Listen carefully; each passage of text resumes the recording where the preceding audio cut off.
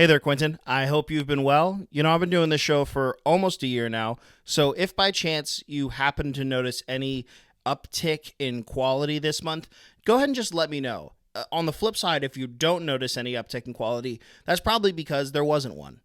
Either way, thank you for watching, and quick spoiler warning, there's going to be some anime on the list this month. One of my friends got kind of into anime, so we watched some anime movies. So just fair warning, there's going to be some weeb stuff. Let's get into it. Gaming Cookie Guy Entertainment. The first thing I watched this month on August 2nd was the latest animated film to ooze out of Nickelodeon Studio. This was Teenage Mutant Ninja Turtles Mutant Mayhem.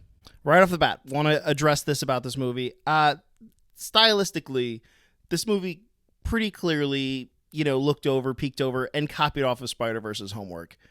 But it's really good homework, so, I don't care. This movie has so much style to it. Dare I say, it is oozing with style. It's got this very much, 90s Klasky Shupo looking, ugly but beautiful aesthetic to the whole thing. And it's not just for no reason that it has this look to it.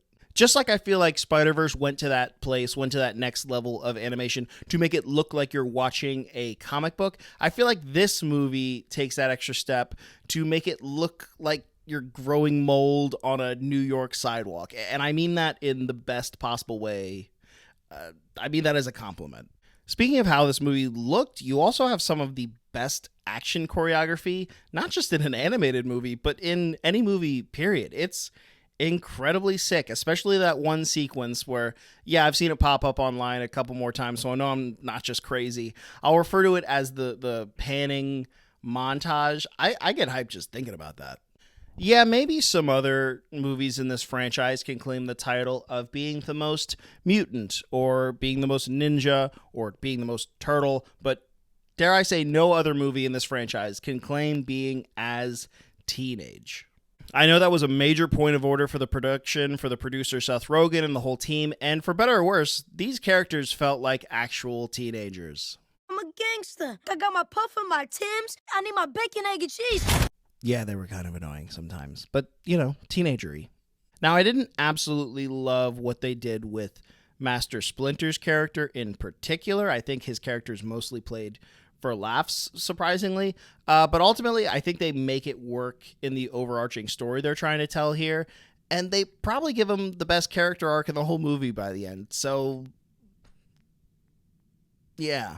And of course, what is a hero without his villains? The villain here is played by Ice Cube and is called Superfly, and he has a whole gang of mutants, and they're all great to the point where, when the credits were rolling, and of course they teased the Shredder, spoiler that's not a big deal, but I forgot Shredder was even a villain in this franchise. They managed to make the biggest villain, the quintessential Mutant Turtles villain, and make me forget about him by how much I was invested in the mutant mayhem going on screen.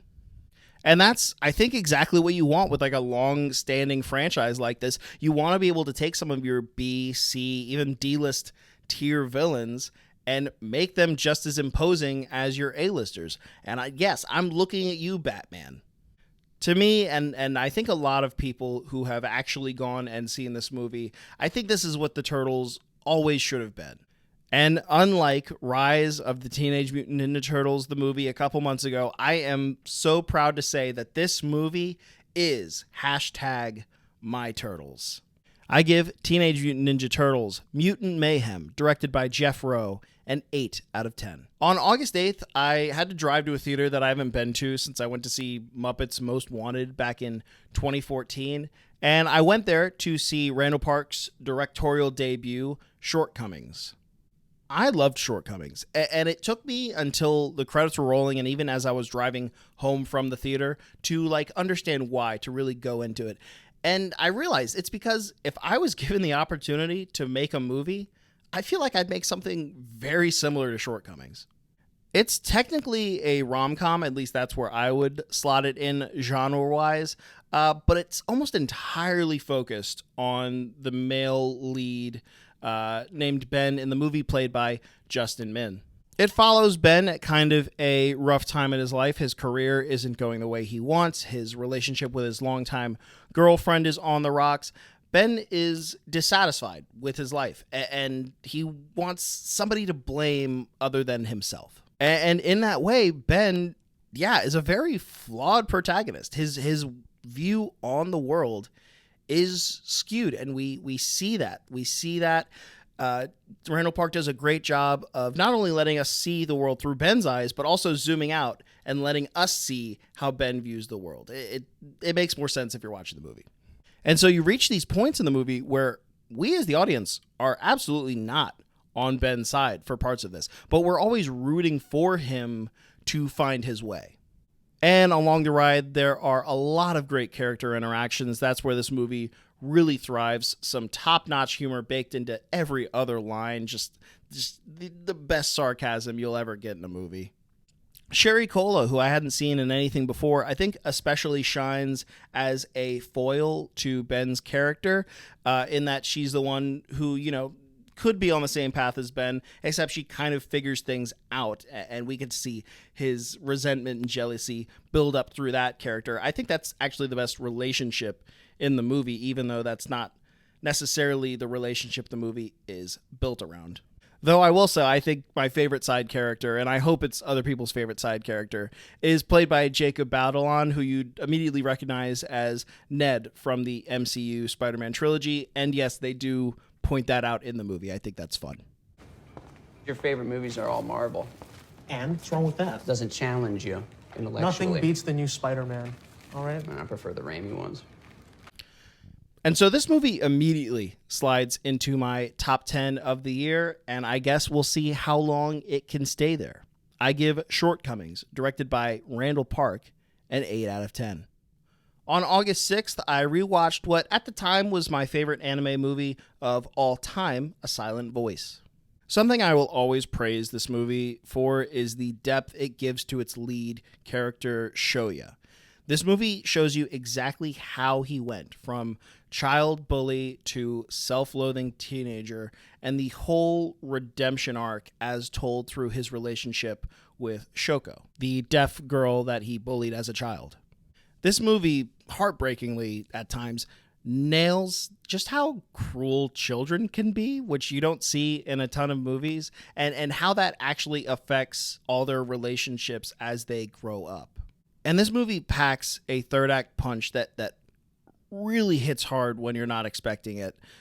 Didn't work quite as well on repeat viewing. It felt like through the middle part of the movie, I was just waiting for that to happen. I was anticipating it more, so it didn't quite have the same effect. Although some of that might be because I watched the sub instead of the dub this time. I know it's like sacrilege to say this, but I actually do prefer watching dubs for anime movies. Pacing aside, I do still think this is one of the best anime movies ever made and is totally worth the watch, especially for someone who maybe doesn't think they enjoy anime. I think this is a great introduction to the world. And so I give A Silent Voice, directed by Naoko Yamada, a 7 out of 10. On September 7th, I once again found myself driving to that kind of farther away theater to watch Theater Camp. I don't know why. I guess for some reason my local theaters just aren't showing these more indie titles. I had to drive for them, and I'm happy to. I just wish they were closer. Though to be fair, it was literally just me and then one other couple behind me in the theater, so it's not like the demand was huge for this. In fact, I think the only place I remember seeing this advertised was just like a couple of TikToks. I don't know if this was a victim of the SAG-AFTRA strike, leaving actors unable to do promo. Maybe people just weren't interested in watching this kind of a niche movie. I don't know. Theater Camp is a mockumentary-style movie following a summer at a theater camp after its founder falls into a coma and her influencer son is left in charge. It stars Ben Platt, and it stars also its co-director, Molly Gordon, as the lead counselors. This movie's a fun watch, and in general, I do recommend it, though your mileage will vary depending on your tolerance for the overly theatrical. The people who get the most out of this are, unsurprisingly, theater kids, or at least theater enthusiasts. There are musical theater references spread through every scene of this movie. It's like the Super Mario Brothers movie for Nintendo fans. The acting is all pretty campy, but I think that's the point, and also pun intended. One thing I kind of missed from this movie, which I've heard other people say they enjoyed from it, so maybe I'm in the wrong here, but was the kind of lack of an original soundtrack. Within the world of this movie, there is an original musical that is put on, but it's kind of played off for laughs. We really only get one real song from it, and even that's, again, kind of for laughs. I don't know. I just wanted one real showstopper to come away from this movie with. And so I give Theater Camp, directed by Molly Gordon and Nick Lieberman, a 5 out of 10. On August 9th, I feel like I unearthed a good find that I missed on Netflix, The Incredible Jessica James. Honestly, I probably would have skipped this movie entirely and never came back to it, except I recognized the lead played by Jessica Williams from Intergalactic, and I liked her so much in that movie that I decided to give this a try. Plus, it's only like an hour and 20 minutes long, so even if I hated it, it's not like I wasted a bunch of time on it. This movie starts off kind of rocky. The opening scene does not paint Jessica in the best light, in my opinion, but this movie, to its credit, goes on to explain why that is. So it's intentional. This is a low point in Jessica's life. She had just broken up with her longtime boyfriend. Actually, the more I think about it, the more this has in common with Shortcomings. It's a late 20-somethings struggling artist who recently broke up with their significant other and makes some questionable life decisions in the wake of just needing a change in their life. I guess that's a lot of movies because I guess that's a lot of artist experiences. And much like Shortcomings, I had a great time watching this. Chris O'Dowd also is in this as a love interest character, and dang it, he is charming in everything I see him in. Is this your idea of fun? No, this is my nightmare. For some reason, I thought you would be better at it. I'm both flattered and offended. No, I can't believe you've never skated. I've been 6 feet tall since I was 12 years old. Not once have I thought, ooh, let me put some wheels on this. I give The Incredible Jessica James, directed by Jim Strauss, a 7 out of 10. On August 10th, I watched the 1995 film Circle of Friends. Warning, if you do want to check out this movie after seeing this review, it's pretty much unavailable everywhere. So I'll admit the quality of the version I found wasn't the best. Wink. But you couple that with the Irish accents, and I definitely missed some dialogue. This movie is set in Ireland and follows 3 childhood friends as they enter college and begin to tangle into each other's love lives a bit too much, you could say. With our protagonist, Benny, being played by the always adorable Minnie Driver. This movie's paced kind of oddly, but you'd expect that from like a character-focused drama where nothing really happens. The first act really just establishes the characters, their relationships. The second sets up the drama of the movie, if you will. But there's almost no third act in just that it resolves very, very quickly. And that's where I feel like maybe I missed something in this movie, just period. Either a line of dialogue or like a whole scene was cut out. Like there is a part of this movie missing right where it is most critical. There is this huge obstacle that is set up in the second half of this movie that seems almost insurmountable, and yet it is resolved extremely quickly and with almost no issue. And I take issue with that. And so while that didn't set quite right with me, I'm not going to totally blame the movie because I'm not sure if it's the movie's fault or my fault yet. And so for now, I give Circle of Friends, directed by Pat O'Connor, a 5 out of 10. On August 13th, I watched what is now definitively my favorite anime movie of all time, Your Name. This isn't the first time I had seen this movie. In fact, like A Silent Voice, this isn't the first time I had seen this movie either. I'd seen Your Name a couple years ago, and I for sure liked it. I just had liked A Silent Voice a bit more, but that's completely flipped as I've come around on Your Name. And it shouldn't be that surprising. If you Google like top 10 anime movies on all time, you'll find this movie on basically all of those lists.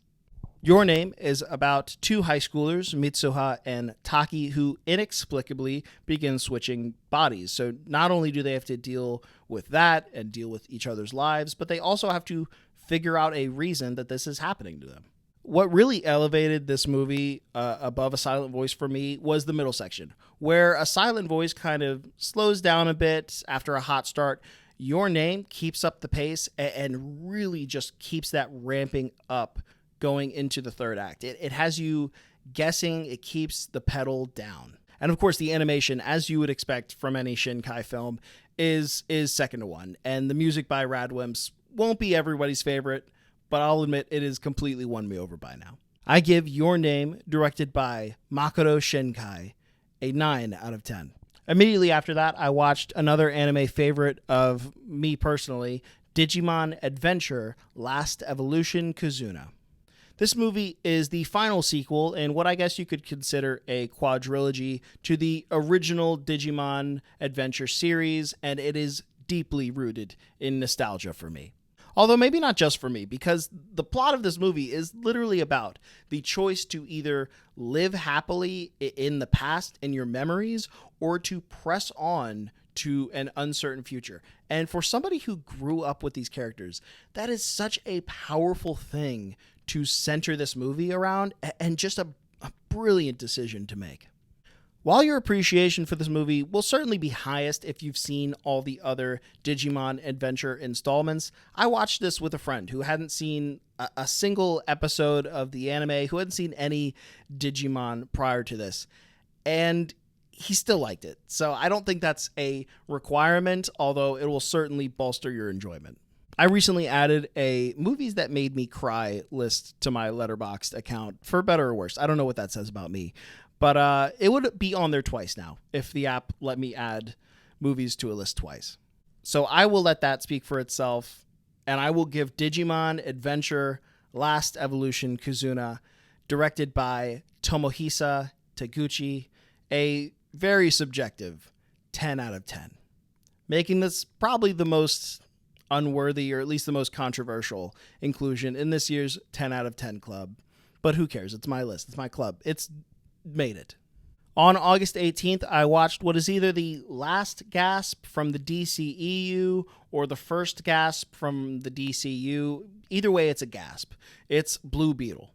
Blue Beetle follows recent college graduate Jaime Reyes in his quest to earn money for his family, but who is interrupted by an alien device who fuses with him and gives him superhero powers. It turns him into Blue Beetle. This movie is a lot, like superhero movies that have come before it. Think of it kind of like the DC version of Spider-Man and Venom, except he's not a villain or an anti-hero.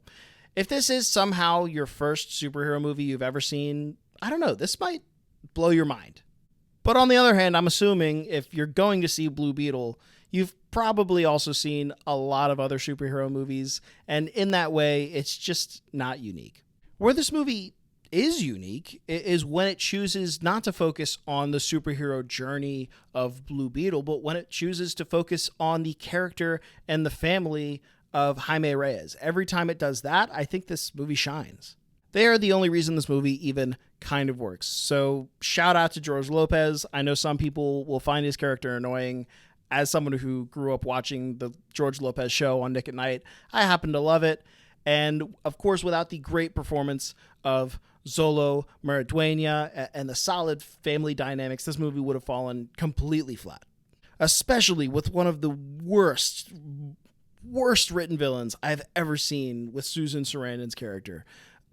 But again, because of what the ensemble is able to bring to this, I'd say it's actually worth a watch. I give Blue Beetle, directed by Angel Manuel Soto, a 5 out of 10. On August 20th, I watched another new superhero movie, one you've either heard absolutely nothing about or you've heard way too much about. There is almost no in between. I watched Spider-Man Lotus. Just to catch you up, this is a project that got a ton of support on Kickstarter and had a, I will say, troubled production, to say the least. With information coming out about the cast and the director that makes it hard to root for this project. But at the end of the day, it's a Spider-Man movie made by someone who claims to love Spider-Man, and that's something I want to see. I want more good Spider-Man movies in the world. Keep in mind, this is a fan film, so I'm not going to like harshly judge the effects, which were actually pretty solid for the most part. I'm not going to harp on the acting, which wasn't great, to be honest, but didn't make it unwatchable or anything. It was on par with a lot of like teen Nick kind of stuff, like Degrassi style acting. I'm not going to hold a microscope to the couple of action scenes because, again, that's not what this movie is about. But where the gloves come off, and where I will hold this film to the same standard as any other Spider-Man film that I have seen come out, that is the story it chooses to tell and its depiction of Spider-Man Peter Parker. If you could tell any story about Spider-Man, what story would you choose to tell? Like, genuinely. I'd hope that whatever story you decide to tell would be one that you feel passionate about, that you feel like only you could deliver on. What the director and writer of this film, Gavin Conop, chose to adapt was the death of Gwen Stacy and what loss does to Peter Parker in particular. And if I zoom out from a bird's eye view and look at this film, I think I can see what he was going for, but I think ultimately whatever it was gets muddled in what is frankly too long of a movie. We probably have half a dozen to even a dozen scenes that all say the same thing. I miss Gwen Stacy, and I don't think I can be Spider-Man anymore. It seems like the ones closest to me are the ones who get hurt. Several of those scenes coming back to back to back to back. Believe me, I get it. This is your first huge project. You don't want to leave a single thing on the cutting room floor, but man, some selective editing would have really benefited this story. The climax, at least emotional climax of this movie, adapts another Spider-Man story that a lot of people have seen. The name of it escapes me at the moment, but it's Peter Parker visiting in kind of like a Make-A-Wish situation, a child as Spider-Man. This scene holds the weight of the entire movie, in my opinion. It was a make or break scene, and I think it broke it. Again, all of the ideas are there. Like, everything that was in the comic adaptation of that story was technically in this, but there are a couple of key differences, and I don't want to spoil them necessarily if you want to see it for yourself. There are a couple of key differences that make this version just not work. And it's to the detriment of the character of Spider-Man. And it is for that reason, not looking at any of the extracurricular things surrounding this movie. It is for the length. It is for the kind of unoriginal take on the story. And it is for the blasphemy against Spider-Man that I give Spider-Man Lotus, directed by Gavin J. Conop, a 2 out of 10. On August 23rd, I watched a movie that kind of flew under my radar last year. This is She Said, starring Carey Mulligan. This movie's not an easy one to watch, and that's not because it's bad by any means. It's just a difficult topic to broach, to watch.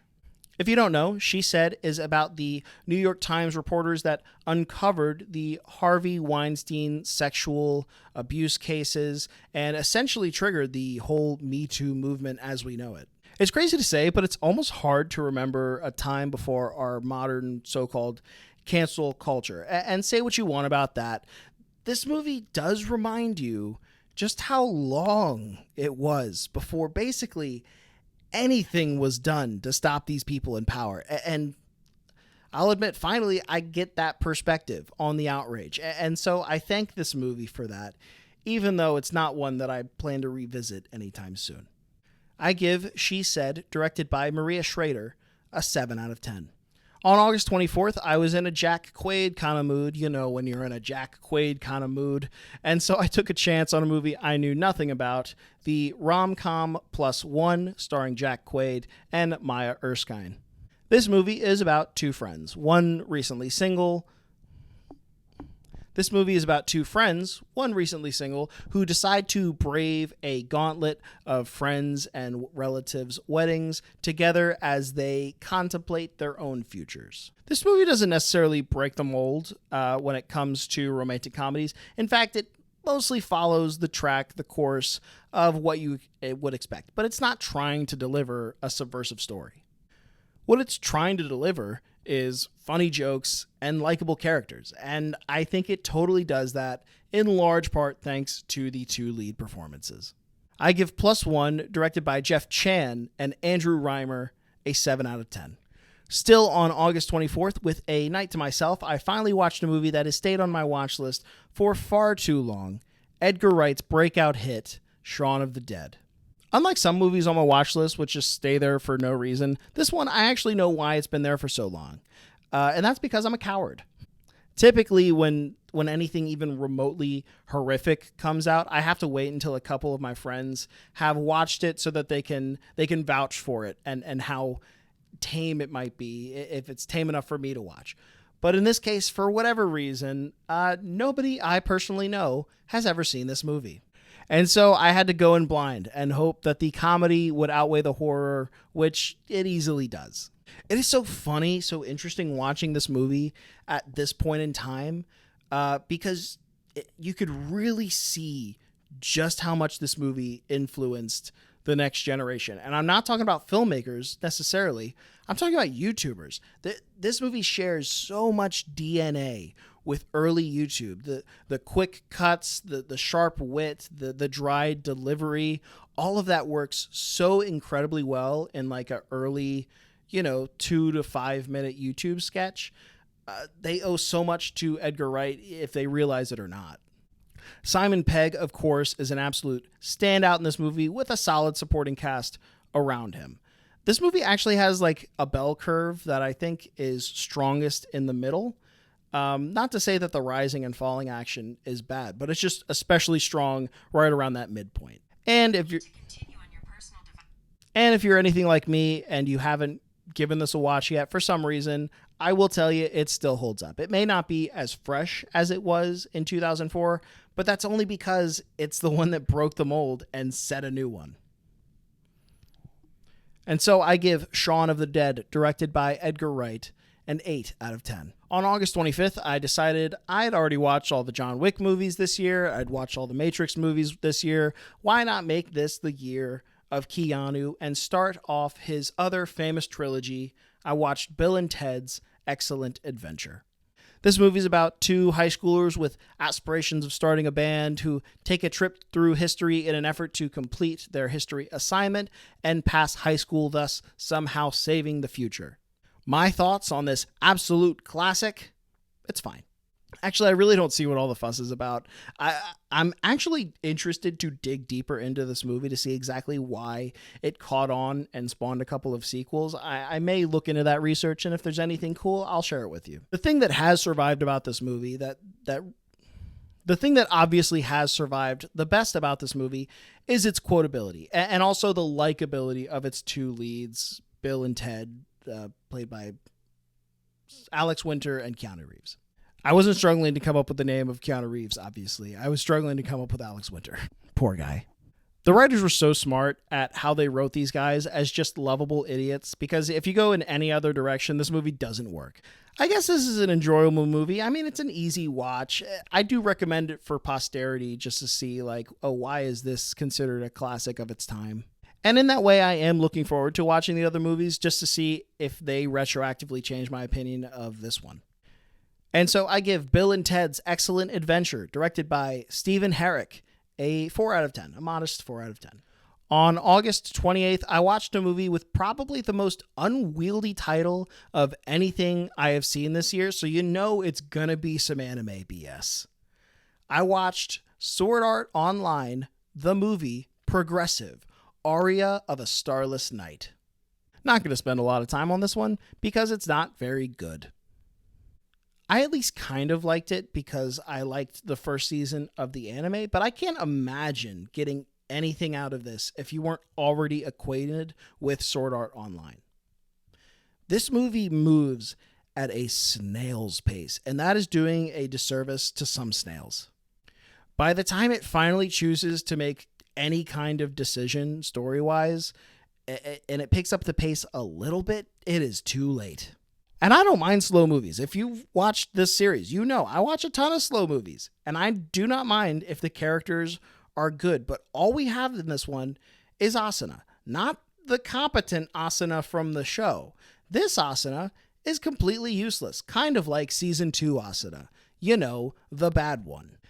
This movie does somehow have a sequel, and I only hope that by now they've established the characters and can give us some actual movie instead of whatever this was. And so I give the title of this movie, whatever it was. Saying all of that is probably still shorter than saying the title of this movie again. I give it, directed by Ayako Kono, a 3 out of 10. And finally, to close out this month and to cleanse the palate after that slow car crash, we watched the Makoto Shinkai film, The Garden of Words. This film follows Takao, a high school student with aspirations to become a cobbler, as he skips class on rainy days and forms a sort of bond with an older woman he meets in the park. Now, like, flashing lights, trigger warning, hear me out. There's some strangeness on display in this movie. Full disclosure.